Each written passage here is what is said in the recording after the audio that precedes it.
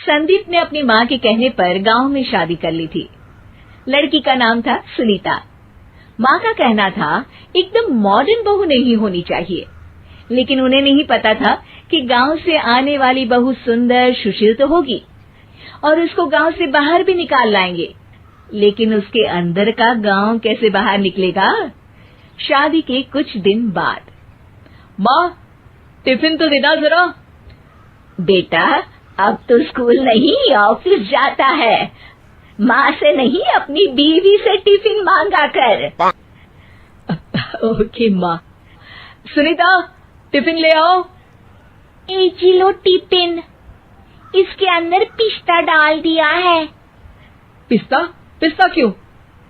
सास जी ने बोला था ना कि आपको पिस्ता बहुत पसंद है।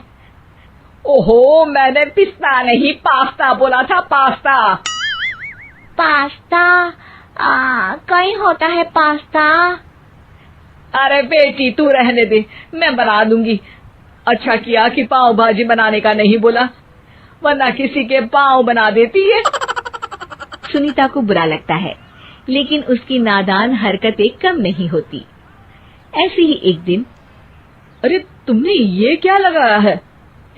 अरे आप वो फूस फूस करके लगाते हैं ना, वही।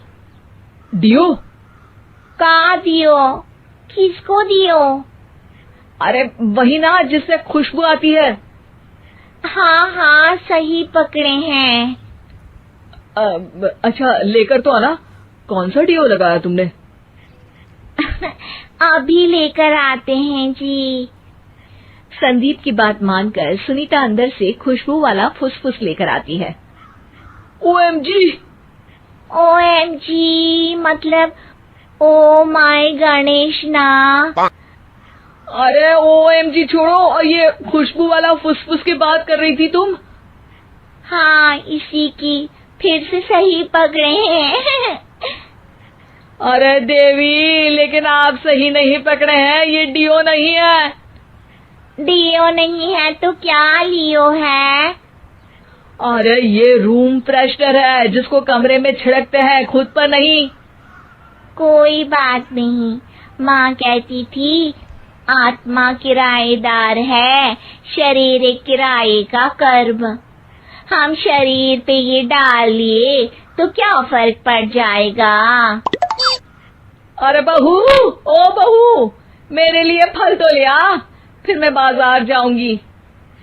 सुनीता अपनी सास के लिए फल लेकर आती है।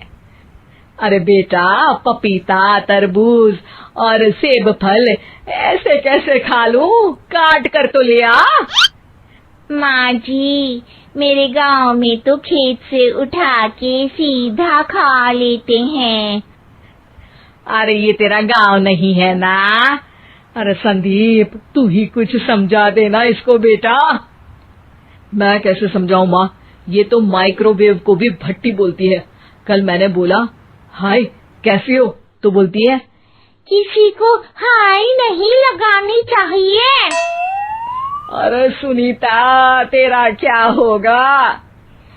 अभी तो कैसे बताऊं माँ जी, अभी हम कुछ करेंगे फिर पता चलेगा क्या होगा, लड़का या लड़की।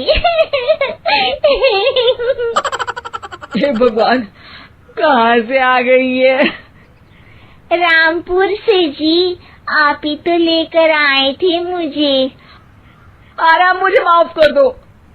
पहले कोई गलती तो करिए जी, आपकी तो सारी गलती माफ कर देंगे हम। हाँ अरे बहू, मेरी बात सुन।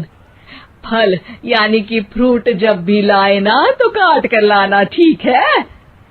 जी ठीक है माँ जी, फल यानी फ्रूट यानी काट के लाऊंगी। सुनीता रोज ही कोई ऐसी हरकत कर देती जिसकी वजह से उसे घर में दो बातें सुननी पड़ती। एक दिन, माँ, मेरे बॉस घर पर आने वाले हैं शाम को। उनका बर्थडे है, फैमिली साथ नहीं रहती उनके, तो यही पार्टी कर लेंगे। उनको अच्छा लगा तो शायद मेरा प्रमोशन भी हो जाएगा। मैं ना फ्रूट केक लाकर फ्रिज में रख दूंगी और तेरे साथ आज खाना मैं बनाऊंगी, ताकि जब साहब आए तो खाने में कोई गड़बड़ ना हो। शाम को जब सारी तैयारियां हो जाती है, संदीप के साथ बड़े साहब भी घर आते हैं। फ्रूट केक तो ले आना बहू, फिर खाना खाएंगे। अरे इस सब की क्या जरूरत थी, आपने बुलाया वही काफी है। सर, आपका परिवार शहर में नहीं है तो हम ही आपके परिवार जैसे हैं सर। इतने में ही सुनीता फ्रूट केक लेकर आती है और बड़े साहब की टेबल पर रख देती है, और जैसे ही केक के ऊपर का बॉक्स हटाती है, ओह, ये क्या है? केक तो कटा हुआ है। मैं तो ऐसा नहीं लाई थी। आप मुझे शाबाशी दे सकती है माँ जी, मैंने ही केक काट दिया। आपने कहा था ना, फल यानी फ्रूट यानी हमेशा काट के लाना, तो फ्रूट केक भी तो फ्रूट ही है ना, तो मैंने पहले ही काट लिया। हूँ ना मैं समझदार। अरे बहू, ये क्या किया? केक हमेशा वही काटता है जिसका जन्मदिन होता है। तुझे एक बात भी समझ नहीं आती, एक नंबर की बेवकूफ है। पूरा माहौल बिगड़ चुका था। संदीप को लगने लगा था कि साहब उसे प्रमोशन तो दूर की बात है, कहीं डिमोशन ना दे दे, लेकिन साहब बीच में ही बोल पड़ते हैं।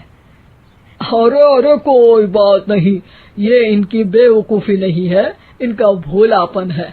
बेटा आप कहाँ से हो? रामपुर गांव से। अरे वाह, गांव से? फिर तो आपके गांव में ताजे फल और सब्जियां मिलते होंगे।